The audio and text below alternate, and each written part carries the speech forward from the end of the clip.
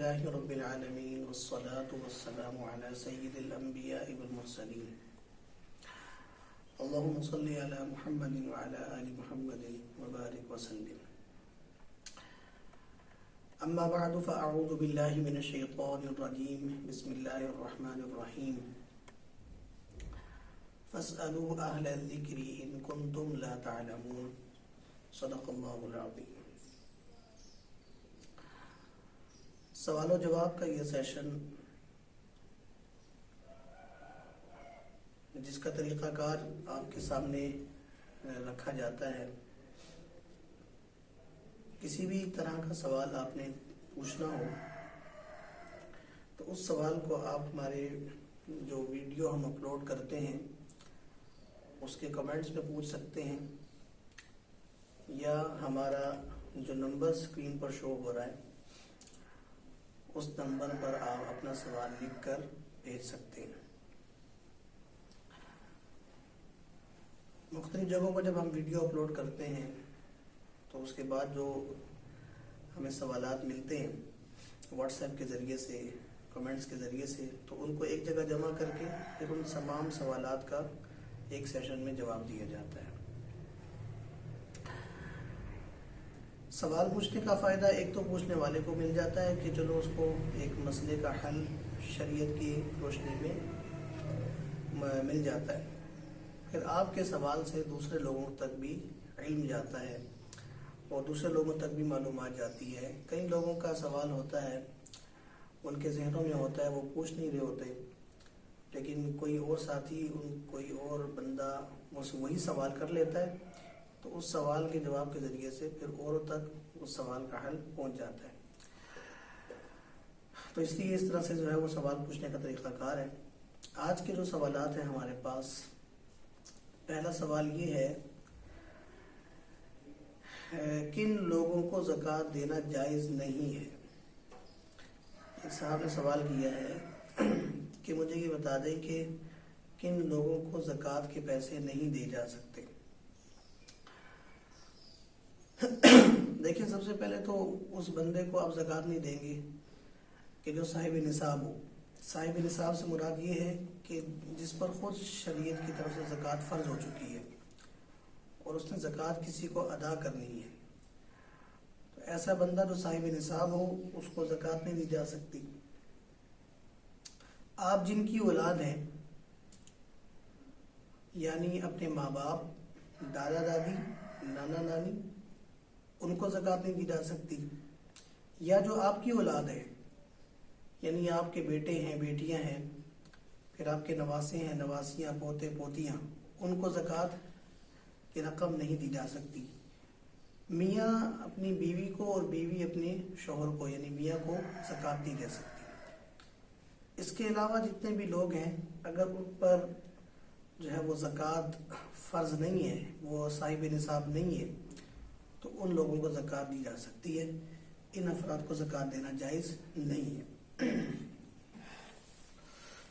ایک صاحب نے سوال کیا ہے کہ کتنی عمر کے بچوں کو مسجد میں لانا چاہیے؟ دیکھیں، شریعت کی تو تعلیم ہے وہ تو یہ ہے کہ بچہ جب 7 سال کا ہو تو اس کو نماز کی ترغیب دیں، جب 10 سال کا ہو تو نماز نہ پڑھنے پر تنبیہ کریں۔ عموماً محلے کی مسجد میں جو مسجد ہوتی ہے اس میں آپ ایسے بچے کو لائیں کہ جس بچے کی کو تھوڑا سا عقل و شعور پیدا ہو جائے نا، اور اس کو کچھ اگر آپ ادب سکھائیں تو اس کو سمجھ بھی آئے کہ ہاں میں نے فلاں جگہ جانا ہے، وہ باادب جگہ ہے، مقدس جگہ ہے، تو اس کے آداب یہ ہیں۔ تو زیادہ نہیں، کم از کم جو ہے وہ تھوڑا سا جو ہے نا وہ اس کو پتہ ہو کہ صف میں کھڑا ہونا ہے اور شور نہیں کرنا، اس طرح کی باتیں بچوں کو سمجھ میں آنے لگ جائیں تو ان کو مسجد میں لانا چاہیے، تاکہ جو ہے نا جب وہ اپنی اصل عمر میں پہنچے تو پہلے سے وہ عادی ہوں۔ البتہ اتنے چھوٹے بچے کو آپ نے نہیں لانا چاہیے کہ جو بچہ جس کو پیمپر لگا ہوا ہوتا ہے، چھوٹے چھوٹے سے بچے ہوتے ہیں نا، لوگ پکڑ کے لے آتے ہیں مسجد میں، اور پھر وہ بچے صفوں کے آگے سے بھاگ رہے ہیں کبھی، کیونکہ وہ اب ماحول ایسا نہیں ہے کہ آپ جو ہے وہ لوگوں کو قائل کر سکے، سمجھا سکے نا، تو آپ تو اپنے شوق میں لاتے ہیں، لیکن جو ہے نا وہ کچھ مسجد میں ایسے افراد ہوتے ہیں کہ وہ یہ چیز برداشت نہیں کرتے پھر، تو اس سے پھر مسجد کے اندر ایک ماحول جو ہے نا وہ خراب سا ہو جاتا ہے. اس لیے کم از کم بچے کے اندر تھوڑا بہت شعور ہو کہ اگر آپ اس کو، آپ کی بات مانتا ہو، آپ اس کو کھڑا کریں کسی جگہ پر، تو پھر اس سے وہ اس جگہ سے وہ ہلے نہ.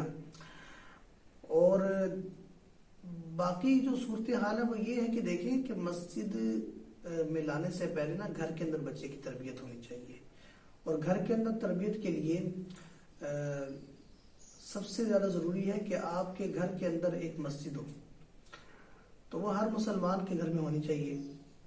ایک کونا گھر کا مختص کر لیا جائے اور اس کونے کو مسجد کا نام دے دیا جائے کہ یہ ہمارے گھر کی مسجد ہے. اس گھر میں، اس گھر کی مسجد میں مسجد والے اعمال ہوں پھر، اور جتنے بھی اعمال مسجد میں ہوتے ہیں نا، نماز ہے اور تلاوت ہے، ذکر ہے، تعلیم ہے، تعلیم کا حلقہ لگے وہاں پر. تو بچوں کو پھر اس گھر کی مسجد میں بٹھا کر ان کی تربیت کریں اور پھر ان کو وہاں پر آداب سکھائیں کہ یہ اس طرح سے آداب ہیں مسجد میں جو ہے نا وہ بیٹھنے کے، مسجد میں عبادت کرنے کے، تاکہ جب بچہ محلے کی مسجد میں جائے تو اس کے ذہن میں پوری ایک تفصیل ہو کہ مسجد میں بیٹھنے کا طریقہ کار کی ہے. تو ہمارے ہاں گھر کے اندر جو ہے وہ ٹی وی والی جگہ مقرر کر دی جاتی ہے، اور جو ہے نا وہ ساری جگہیں تو مقرر ہوتی ہیں، یہاں پر اٹھنا ہے، یہاں پر بیٹھنا ہے، یہاں پر کھانا ہے، یہاں پر پینا ہے. لیکن یہ کوئی جگہ طے نہیں ہوتی کہ گھر میں نماز پڑھنے کی جگہ افراد کے لیے کہاں ہوگی. جس نے جہاں مصلی بچھایا وہاں پر نماز پڑھ لی. تو مسلمانوں کے گھروں کے اندر بھی مسجد کا ہونا بہت ضروری ہے. اس سے اللہ تعالیٰ کی برکت رحمت نازل ہوتی ہے اور آپ کے بچوں کی وہاں پر تربیت ہوگی. تو بجائے اس کے کہ آپ مسجد میں لا کر پھر تربیت کریں، تو پہلے سے گھر کی مسجد بنائیں اور اس کے اندر بچوں کی تربیت کریں، اور پھر اس کو بچے کو جب مسجد میں لائیں گے نا تو انشاءاللہ وہ بچے کو پتہ ہوگا کہ میں نے مسجد میں نماز کس طرح پڑھنی ہے. باقی یہ ہے کہ عمر کی قید تو بس یہی ہے نا کہ بچے کو شعور آتے کم از کم، تو اس بچے کو آپ مسجد میں لے آئیں.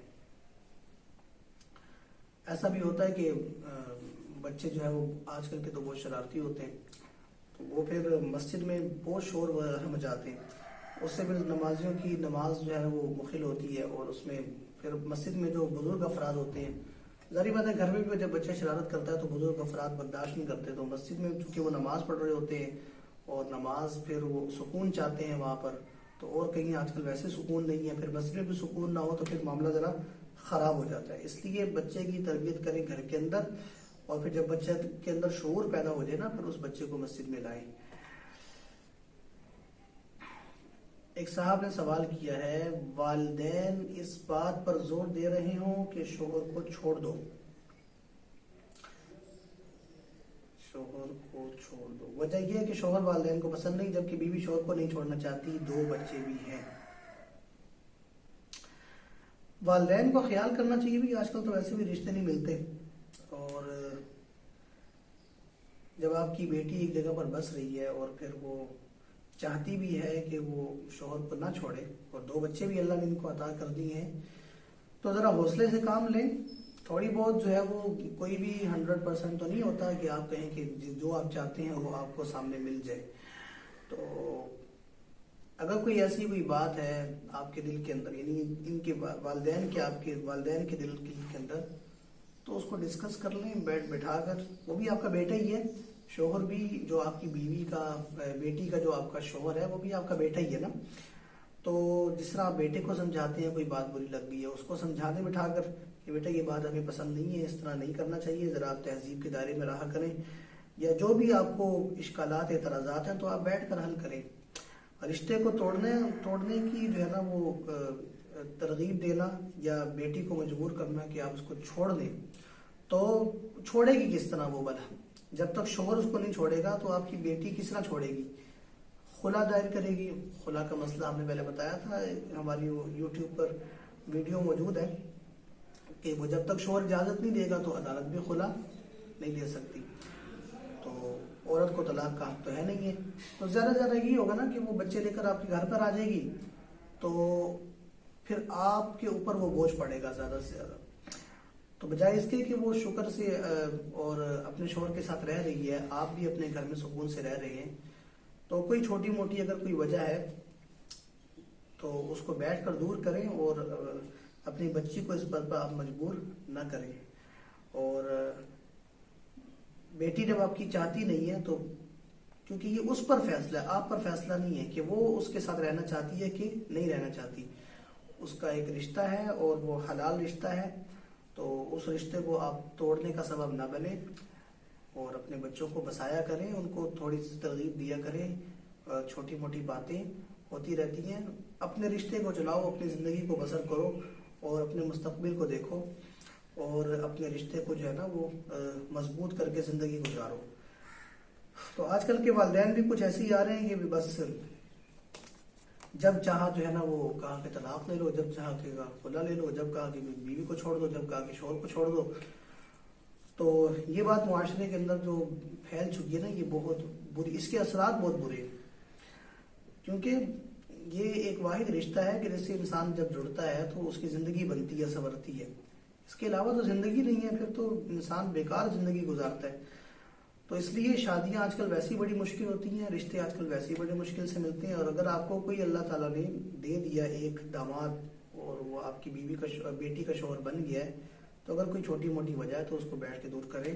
اپنی بیوی کو، اپنی بیٹی کو مجبور نہ کریں کہ وہ اپنے شوہر کو چھوڑے.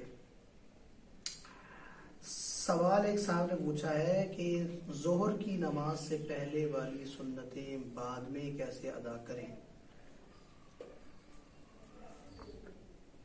اکثر نماز پڑھتا ہوں تو ظہر کی نماز میں فرض میں پہنچتا ہوں، سنتیں رہ جاتی ہیں. بعد میں یہ سنتیں پڑھنی چاہیے یا نہیں پڑھنی چاہیے؟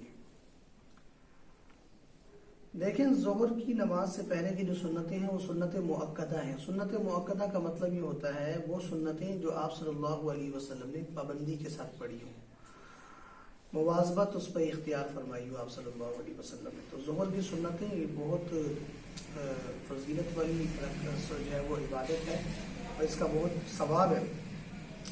اس لیے کوشش تو یہی ہونی چاہیے کہ ظہر سے پہلے ہی ان سنتوں کو ادا کریں، کیونکہ ظہر سے پہلے پڑھی جاتی ہے نا. تو اگر آپ نماز تو آپ نے پڑھنی ہوتی ہے فرض، جہاں آپ 5 منٹ پہلے جو ہے وہ مسجد آتے ہیں تو وہاں پر آپ 10 منٹ پہلے آنے کی کوشش کریں تاکہ آپ وضو کر کے تسلی سے پہلے سنتیں ادا کریں.